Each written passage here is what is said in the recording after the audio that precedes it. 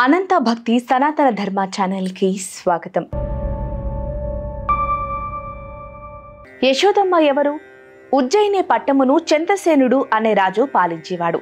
అతని మిత్రుడు మణిభద్రుడు. ఇతను శివునిచే అనుగ్రహించబడి చింతామణిని పొందాడు. ఇలా చాలా విలువైనదని తెలిసిన కొంతమంది రాజులు దాడికి సిద్ధమైనారు.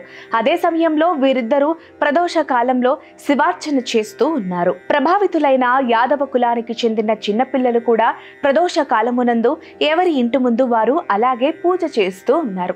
అది శనివారము మరియు త్రయోదశి శివునికి అత్యంత ప్రీతిపాత్రమైన రోజు. వారి తల్లులు భోజనములకు పిల్లల్ని ఇంటిలోకి లాక్కుపోయే ప్రయత్నం చేస్తున్నారు. అందులో ఒకని తల్లి బలవంతంగా ఆ పూజ నుండి వారిని లేపి పూజా సామాగ్రి లాగివేసే ప్రయత్నము చేయగా సంస్కార బలముచే ఆ బాలుని మనస్సు బాగా వికలమై పరమాత్మకు చేసే పూజ విఘ్నమైపోయిందని బాధపడి ఆత్మహత్యా ప్రయత్నం చేయగా శివుడు ప్రత్యక్షమై నీ భక్తి చాలా గొప్పది, ఎట్టివరము కావాలనో కోరుకోమని అనగా కేవలం క్షమించమని మాత్రమే ఆ పిల్లవాడు కోరుకున్నందుకు శివుడు సంతోషించి నీవు ఈ జన్మ తర్వాత నా సన్నిధిని పొందుతావని, నీ తల్లి తెలియక తప్పు చేసిన శనివారము త్రయోదశి నాడు నా పూజ చేసినందుకు గాను తర్వాత జన్మమునందు విష్ణుమాతగా జన్మిస్తావని వరమిచ్చినాడు. ఇక అక్కడున్న శివలింగము దగదగా మెరవడం ఆరంభించింది. ఆ చింతామణి కోసము దండయాత్రకు సిద్ధమైన రాజులు రాజ్యంలోకి ప్రవేశించగానే శివలింగమును చూసి ఆశ్చర్యపోయి భయపడి యుద్ధము చేయాలన్న ఆలోచన విరమించి వెళ్లి చంద్రసేన మణిభద్రులను కలిశారు. వారిద్దరూ కూడా జరిగింది తెలుసుకుని ఆ గోపబాలుని ఇంటికి వచ్చి ఆ పిల్లవానికి గోపాదిత్యము కానుకలిచ్చి వెళ్ళినారు. ఆ గోపపాలుని తల్లి తన మరుజన్మలో యశోదగా జన్మించింది. ఇలాంటి వృత్తాంతాలతో మనము అర్థం చేసుకోవలసినది ఒకటి ఉన్నది. ప్రాప్తి అనేది చాలా గొప్ప విషయం.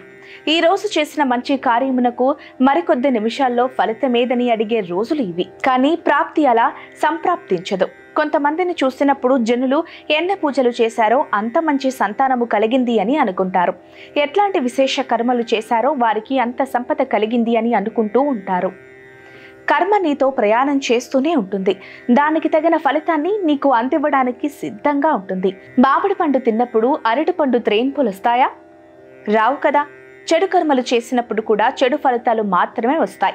మరోటి వచ్చే అవకాశము లేనే లేదు అని గమనించాలి. ఒక వ్యక్తి ఒక ఇబ్బందితో బాధపడుతున్నాడు అంటే తప్పక వాని జన్మ సంస్కారంలో ఆ ఇబ్బందికి తగిన పాప కర్మము నిమిడీకృతమై ఉన్నదని అర్థం చేసుకోవాలి. అయితే జన్మాంతర విషయాలు అందరూ చెప్పలేరు. చాలా తపోశక్తి కావాలి. అలాంటి వారు చాలా అరుదుగా కనబడుతూ ఉంటారు. మహాభారతంలో ద్రౌపది పాండవులను వివాహం చేసుకోవాల్సి వచ్చినప్పుడు ద్రుపదరాజు ధర్మ సందేహంలో పడి ఇబ్బంది పడుతుంటే వ్యాసుల వారు పాండవులు మరియు ద్రౌపదుల పూర్వజన్మ వృత్తాంతాలను కళ్ళకు కట్టినట్లు చూపించారు. జన్మాంతర కారణములను ద్రుపదరాజుకు చెప్పి ఒప్పించారు. ఇప్పుడు మనము పైన చెప్పుకున్న యశోదమ్మ పూర్వ వృత్తాంతము దత్త అవతారాలు శ్రీపాద వల్లభులు భక్తురాలైన అంబికకు చెప్పారు. కాబట్టి మంచి పనులు చేస్తూ జీవనం కొనసాగించాలి. అయితే పూర్వజన్మలో చేసిన పాపం ఫలితంగా వచ్చిన ఇబ్బందిని కొంత తగ్గించడానికి కొన్ని సాధనాలు, పూజలు, శాంతులు మనకు శాస్త్రాల్లో ఉన్నవి. ఇవి కాక